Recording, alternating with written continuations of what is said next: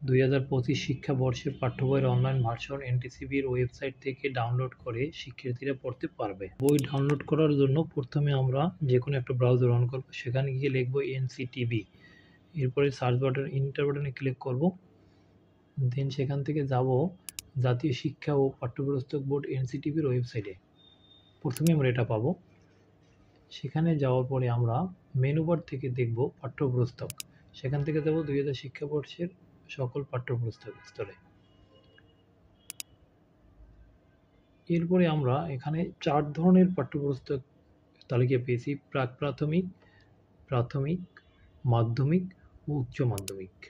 আমরা প্রাথমিক স্তরে ক্লিক করলাম। ক্লিক করার পরে একটু সময় অপেক্ষা করলাম।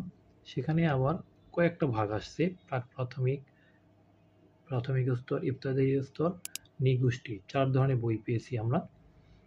আমরা প্রাথমিক স্তরের 5ম শ্রেণীর বইয়ে ক্লিক করলাম। ক্লিক করার পরে সেখান থেকে দেখলাম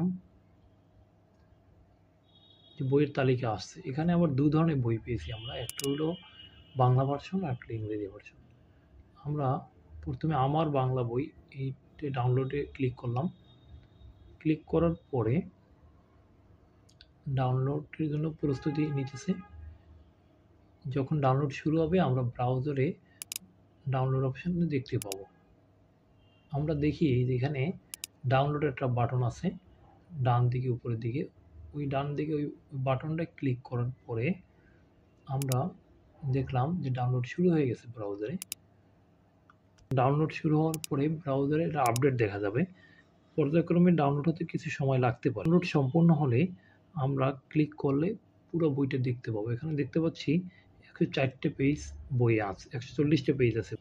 খুঁজে খুঁজে দেখতে পারি যে আমার বইয়ে কোথায় কি আছে। তো এরকমের সকল বই আমি ডাউনলোড করতে পারবো।